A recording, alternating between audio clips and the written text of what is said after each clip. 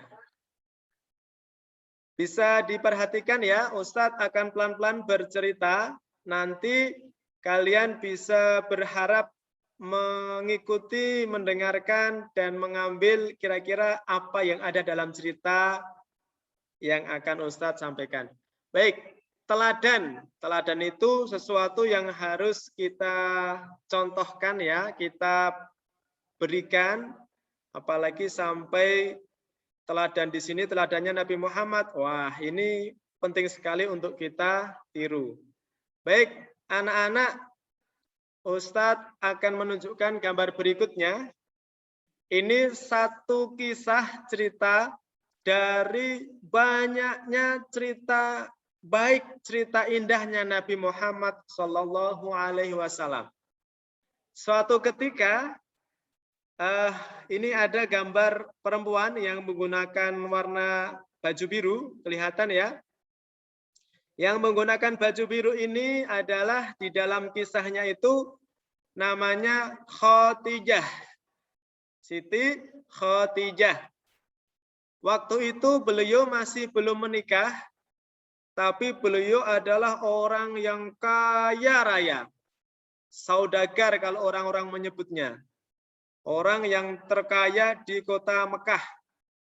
Nah, di sampingnya ini adalah pamannya Nabi Muhammad, Abu Thalib.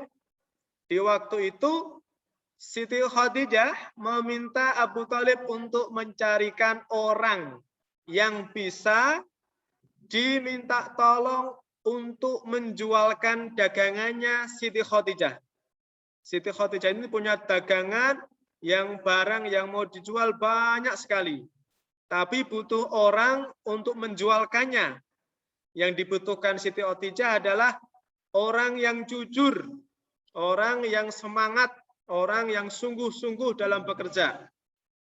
Akhirnya Abu Thalib pamannya ini pulang berpikir, siapa ya kira-kira?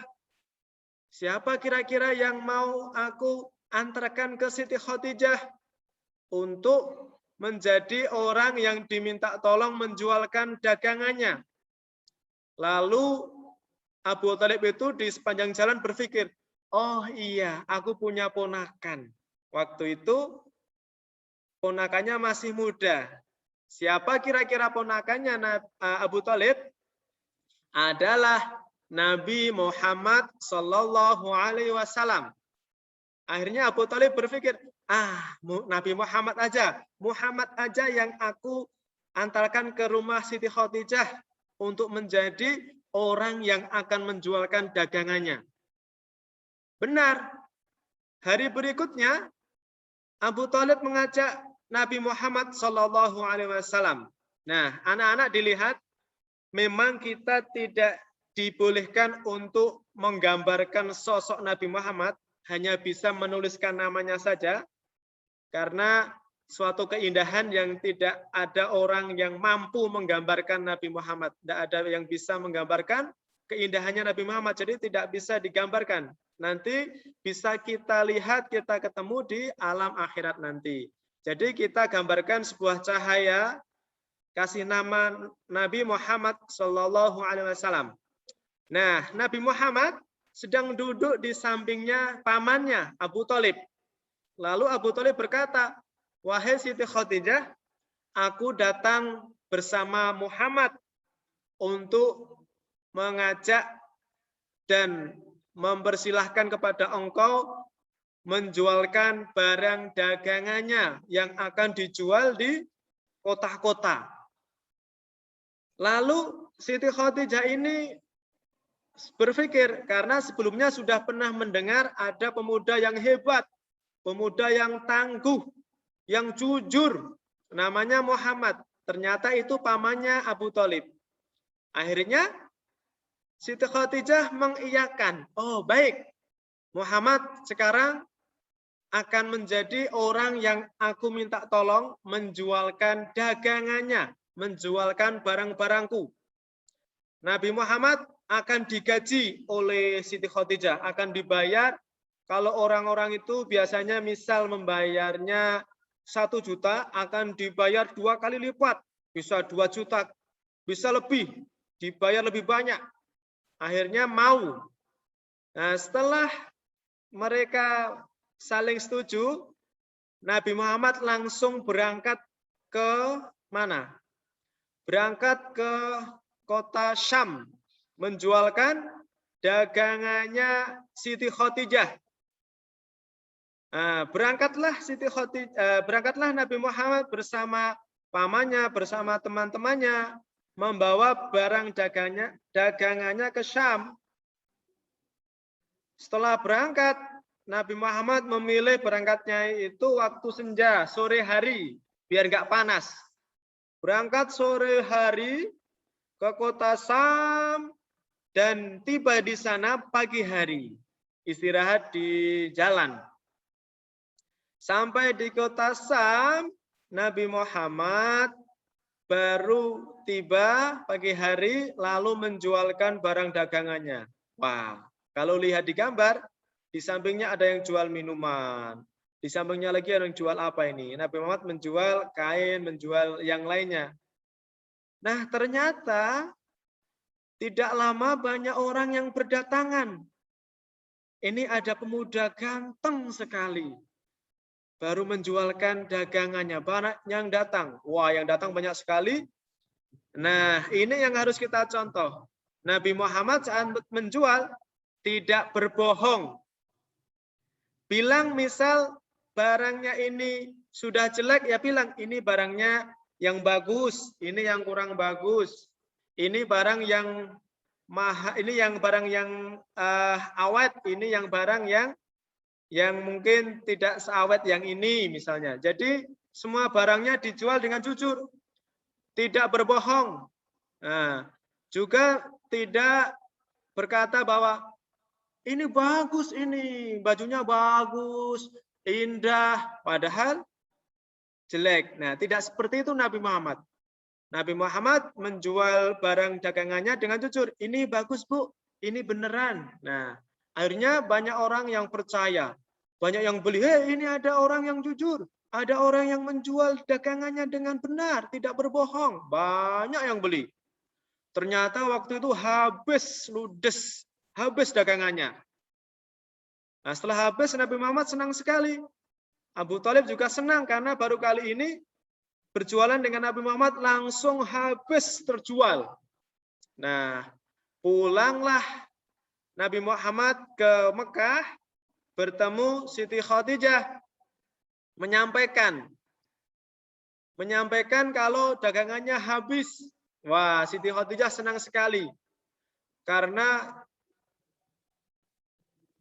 terbukti bahwa Nabi Muhammad ini orang yang jujur, bahkan uang hasil dagangannya itu diberikan semua, tidak ada yang dikurangi. Kan kadang kalau tidak jujur, habis menjualkan barangnya yang dikembalikan ke majikannya, ke bosnya itu tidak semuanya. Tapi Nabi Muhammad semuanya diberikan. Akhirnya Siti Khadijah kagum dengan kejujuran Nabi Muhammad. Bahkan bisa menjualkan barang dagangannya sampai ludes. Nah, kagum dengan kejujurannya. Akhirnya Siti Khadijah ingatkan ceritanya menikah dengan Nabi Muhammad Sallallahu Alaihi Wasallam. Istrinya Nabi Muhammad siapa namanya? Khadijah, Siti Khadijah. Nah, teman-teman, perlu diingat ya, Nabi Muhammad karena jujurnya itu sampai orang-orang Mekah, ini waktu dulu kejadian seperti yang digambar, yang muncul di layar kalian. Ini juga dulu saat waktu orang-orang Mekah, orang-orang pemimpin Mekah itu melakukan pembongkaran Ka'bah, dibenerin, diperbagus. Nah, ketika itu juga bingung siapa yang akan memasang, siapa ini? Hajar Aswad yang di tengah-tengah ini, bingung. Siapa yang akan memasang? Pengen semuanya masang di tempat awalnya. Lalu orang-orang membuat perjanjian.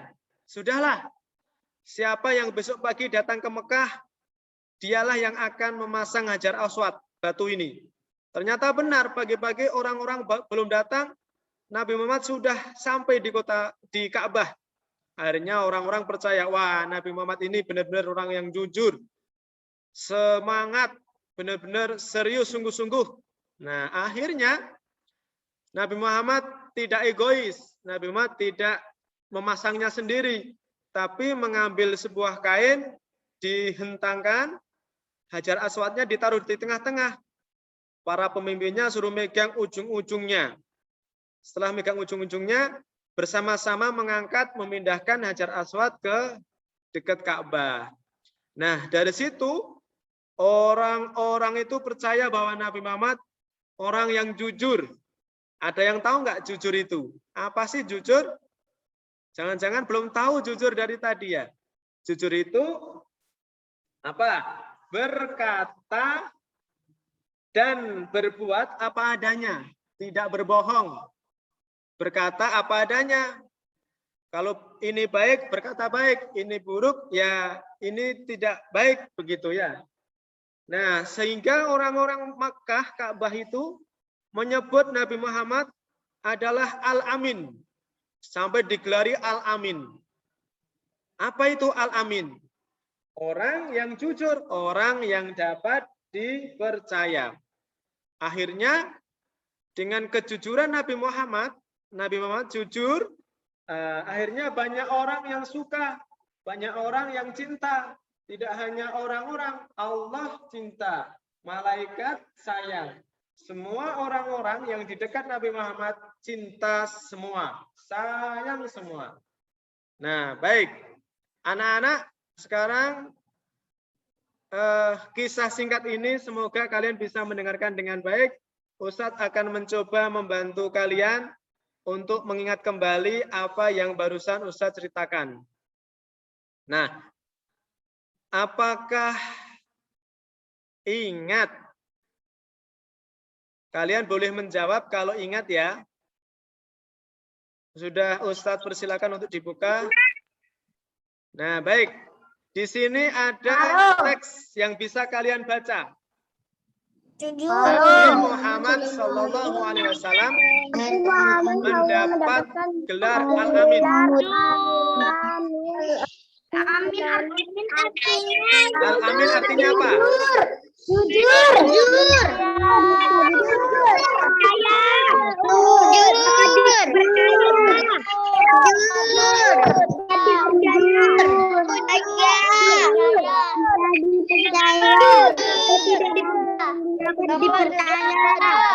Jujur. Di bawah. Jujur. Artinya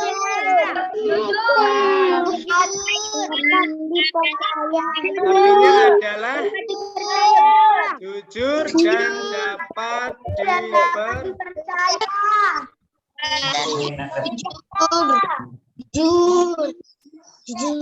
Ya, Al-Amin ini artinya apa Al-Amin? Orang yang jujur dan dapat dipercaya. Berikutnya, kalau Ustadz tanya ini, jujur itu sendiri artinya apa? Jujur artinya Tidak berbohong. tidak Berbohong apa? berbohong. Apa adanya.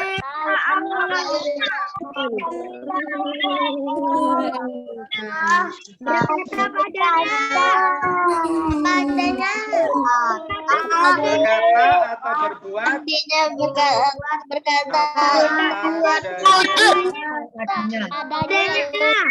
Nah,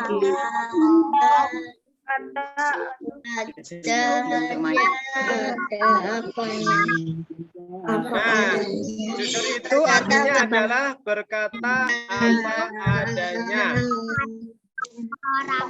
Berikutnya, kepada siapa kita berbuat jujur? Ayo. orang-orang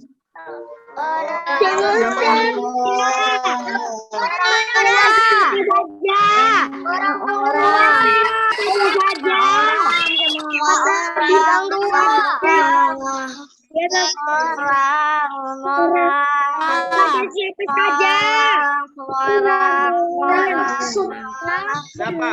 di sekitar kita. Orang-orang di sekitar kita siapa aja? Orang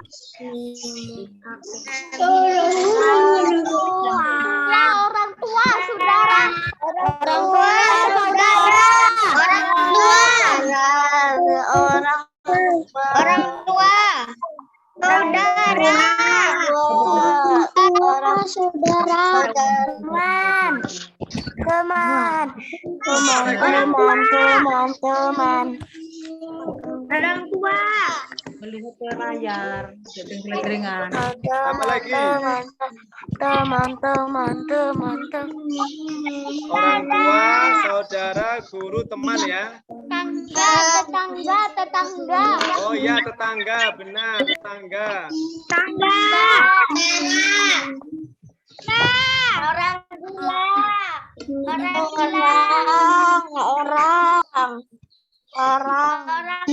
Ada tetangga tadi. Apa lagi? Ya, bisa ya. Kepada siapa kita berbuat jujur? Kepada 10 orang di sekitar kita. Orang tua. Kakak, adik kakak. Sikapnya, duduk. Ayo, berikutnya. Benar pertanyaannya. Contoh perilaku jujur yang bisa kita lakukan.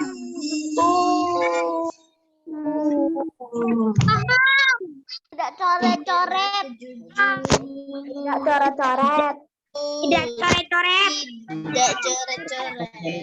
Sedih, Be. Tidak main sembarangan. Tidak sembarangan. Tidak berbohong sembarangan. Berbohong tidak boleh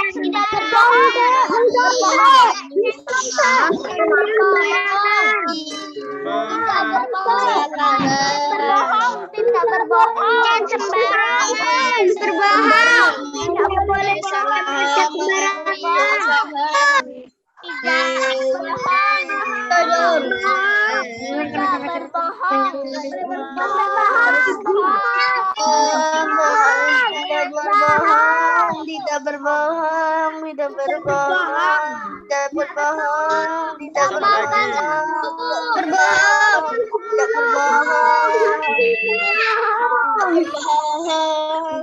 Tidak berbohong apa lagi?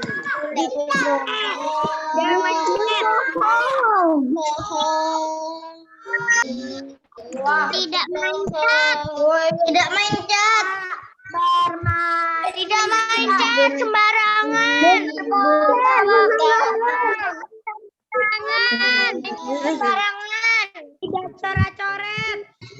Tidak coret-coret.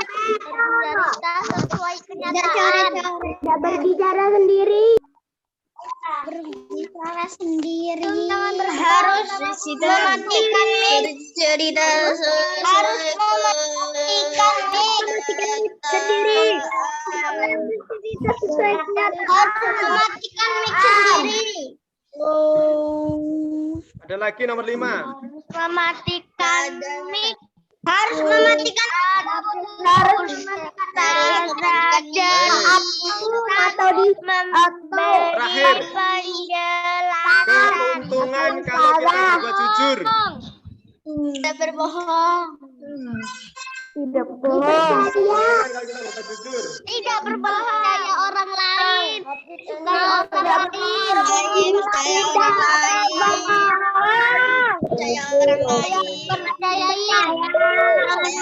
Halaman berapa? Akan dipercaya orang lain. Halaman berapa?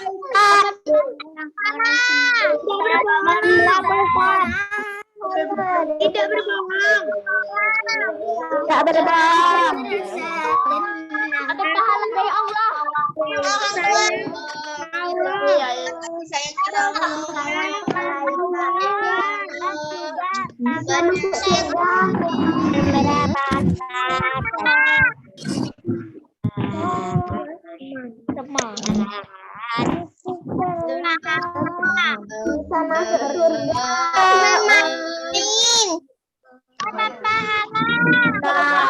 dari orang.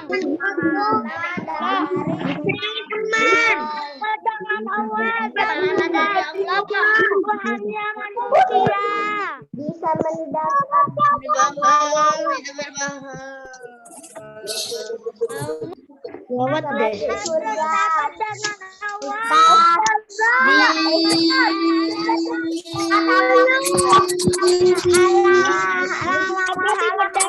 Surga.